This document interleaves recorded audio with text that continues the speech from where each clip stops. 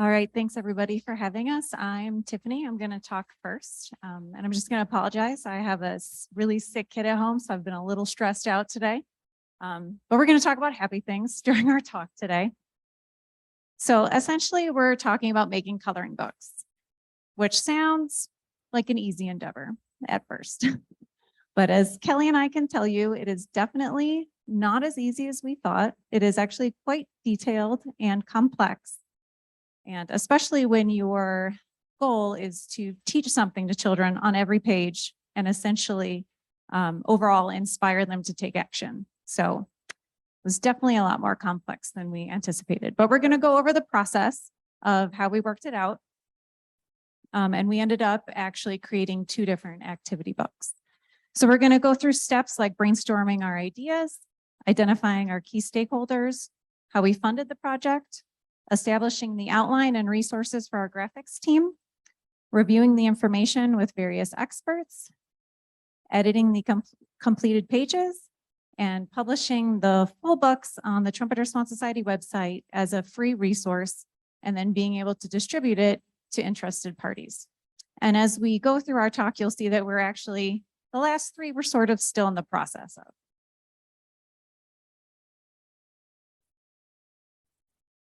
Okay, so first, developing the idea. So initial discussions started around 2019. Margaret, everyone knows Margaret, the director of the Trumpeter Swan Society, she reached out to me with an idea. She wanted the society to expand their educational resources on the website, especially for the younger audience. And she really wanted to tap into the educational resources that the zoos could offer. And her idea was creating a coloring and activity book. She felt like that was the way to go. And I totally agreed, but was a little intimidated with how to get this whole thing started. So I realized first we had to organize the team, which meant getting a graphics team solidified. So we decided to go with Peppermint Narwhal Creative, and we went with them for a couple of reasons. So they are a husband and wife conservation-minded graphics team. They're actually based in Ohio. I met them back in 2017 when I was doing work with Polar Bears International. And of course, you get talking and then you bring up swans. And so I started telling them about what I do and the Trumpeter Swan story, and they got really inspired and intrigued by everything. And basically by the end, they were like, if you ever need anything, if you need a graphic, just let me know and we'll help you out. So 3 graphics later, we've actually raised over $10,000 for swan conservation in the last 5 years just by selling swan swag and using these graphics. Now, I will say they were able to do all these graphics free of charge because they were going to conservation initiatives, but we knew that they were going to have to charge us for these coloring books. The over 40 pages we were asking for of work. So, but they did offer us a discount, which was great. And since this is an international swan conference, I wanted to show a couple of the other things that they have done.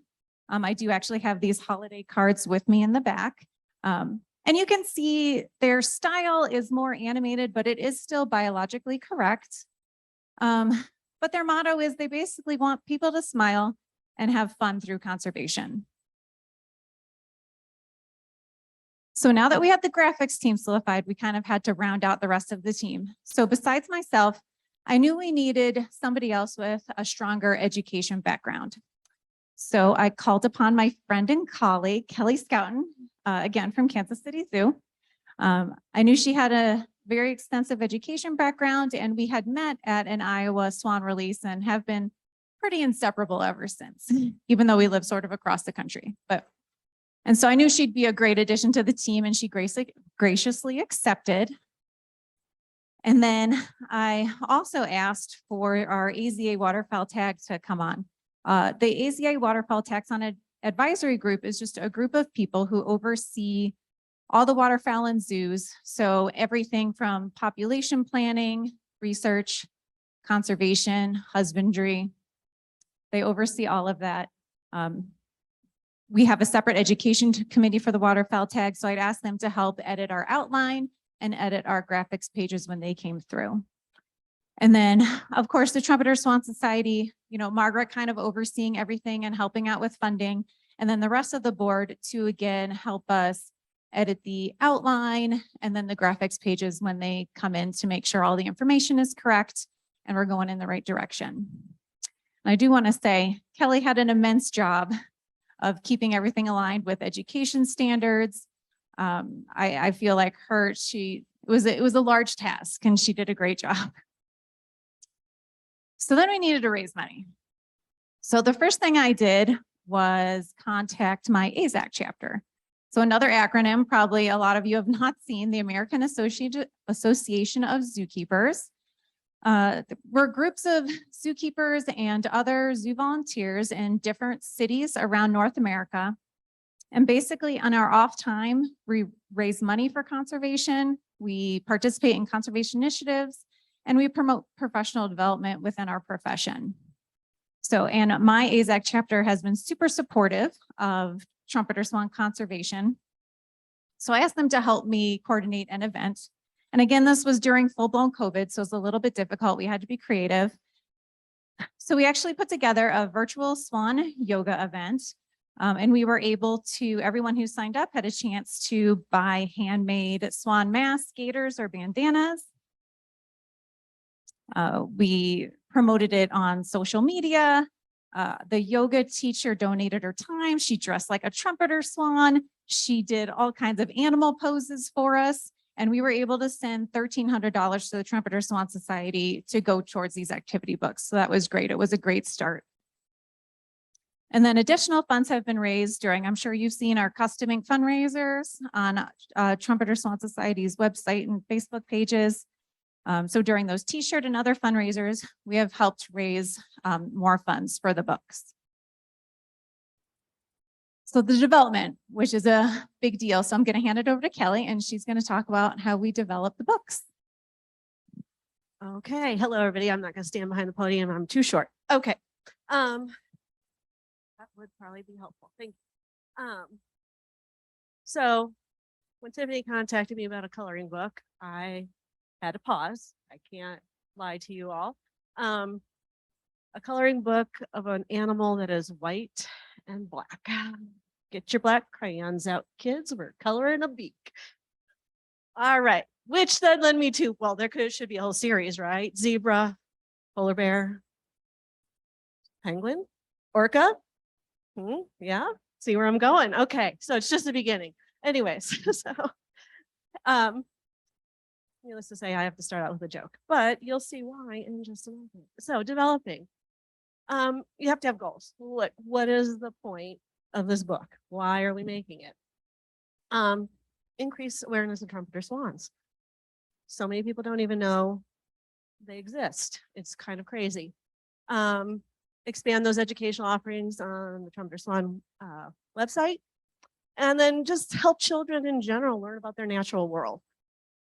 I work in Kansas City. I work with a lot of inner city kids. It's amazing the number that can't even identify a robin. It breaks my heart on a daily basis. So they need to know about their natural world. So getting out there and getting that done. So who's our audience going to be? Well, everybody in this room probably knows some kids, has some kids, grandkids. You're going to want them to have these books, but no offense, you're not our primary audience. You guys are probably already exposing them to swans and animals and the natural world. Sure, they'll probably get a kick out of it, but what if we could get some parents who have kids that are home for a snow day, looking for something to do? They happen to learn about swans at the same time, right? Non-traditional learning places are going to be able to use these. So nature centers, zoos, the pages are designed, you can do just one page if it works into what your topic is, or you can print out the whole book. So these fun experiences that kids can have, and they can tie that in with that. But what if we could get into classrooms? Teachers are always trying to teach their children about lots of different topics that work right into this. And if we can get them to say, hey, I need something on adaptations, but they're also learning about trumpeter swans and wetland habitats at the same time, that's kind of a sweet spot. So I'm trying to make this applicable to them also. So because of the successful fundraising done by Tiffany and her cool designs she comes up with, we were able to do 2 books. So kindergarten through 2nd grade is kind of our younger age group, and then 3rd through 5th grade. These are pretty traditional divisions of elementary school age children. Their development kind of builds on each other. Their learning builds on top of, and you'll see how this works in just a second. So I gotta plug in my educational things here, but when I plan programs, when I do things, this is sort of my map that I use. So gaining attention. My little joke kind of got your attention, right, about these activity books. And then you go into describing goals, touching on prior knowledge. When working with children, you can't start here. You want to build on what they already know, give them confidence in their knowledge. But this works with adults also. So this is just a learning process. So presenting materials, providing guidance, and then at the end, getting that assessment. So can't quite do all of these in a book, but we're going to touch on as many of them as we can. So topics covered in this K through 2nd grade. We're going to start out really basic. What is a bird? A lot of kids can point, that's a bird. They may not be able to tell you why it's a bird. They just know it's a bird because they're 5 and somebody said that's a bird. So learning that birds are covered with feathers, they lay eggs, they have a beak. Seems pretty basic, but for kindergarten, it's a really important thing to know. Who else lays eggs? How big is a swan? Comparing sizes. How big are you compared to a swan? That life cycle. Life cycles are really big for kids to learn. Eggs are laid, babies hatch from that, they grow into adults. Baby animal match. Hold on to that thought for just a second. We'll come back to that. Habitats, that's an animal's home. Adaptations, those parts of those bodies that help them to survive. Migration, animals move from place to place. Habitat, being clean, it's really important. And it's something that kids can help with. And then we added kind of another layer to these books, both age levels have QR codes in them that allow them to scan that and hear what a swan sounds like, see what it looks like, see it doing different activities based on what is on those pages. Okay, so all of these things are kind of based on the next generation science standards, which are used either directly in most states or their science standards are based on them. So for 1st grade, heredity, inheritance and variation of traits. Young animals are very much, but not exactly like their parents. Baby animal match. It sounds cutesy, but it's learning that a baby swan looks like its parent, but not exactly. Will develop and grow and become and look like them. So, you know, our frog friends and our others that go through metamorphosis, that's a little different. That's a little higher standard for down the road, but this touches on a standard that a teacher needs to teach. And so it's in the book. So 3rd through 5th grade, we kind of up the game. These kids know what a bird is, but can they identify a trumpet or swan? How is that different from other waterfowl they might see?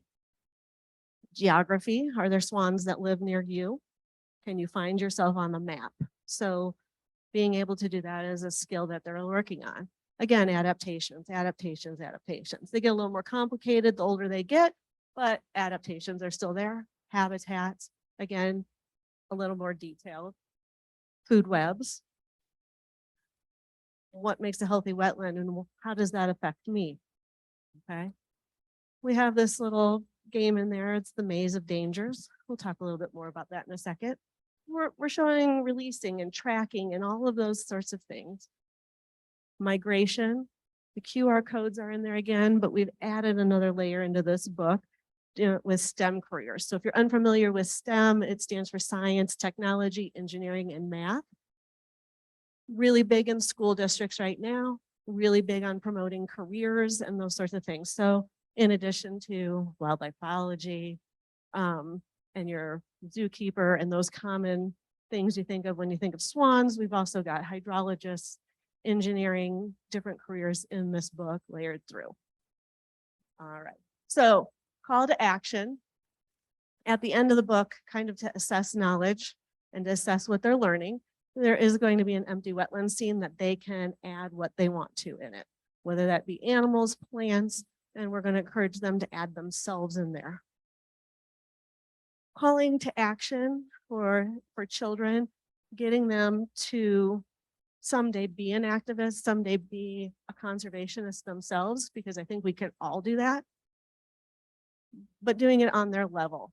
So at the zoo, when I do programs, it's always, to me, give them something that they can do. Children have no control over power lines and the fact that swans can fly into them, but they can clean up their trash. They can clean up other people's trash. They can do things. So at the end of the book, we have ways that they can help swans in their homes. So trying to get them to recognize that they can do it. We have Maze of Dangers in there.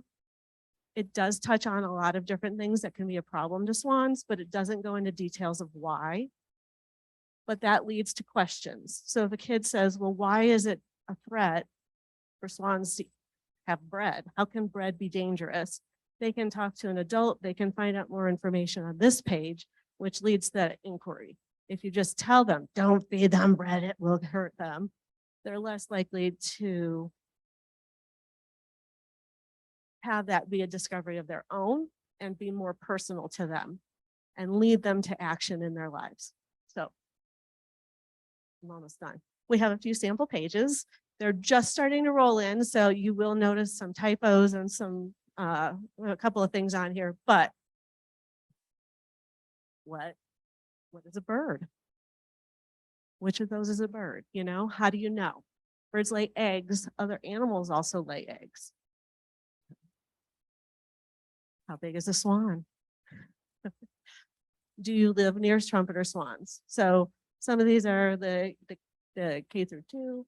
Some of these are getting a little bit more complicated. They're 3 through 5. Here we've got one that's a little bit of a comparison. So on the left, you've got a K through 2, which bird is it, trumpet or swan? They may or may not be able to read, so their clues are more visual. On the right, they have written words that they have to read to figure out which one is the trumpet or swan. Oh, wait, I went too far. Okay, so we have added our QR codes. So Tiffany is going to attempt to scan that. See if you can try from your own phone if you want.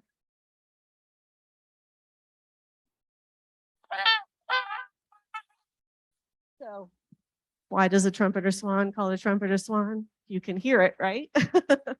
All right.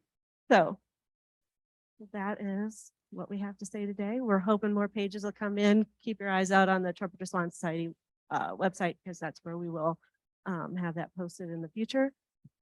If you have any questions or need anything from us, that's our contact.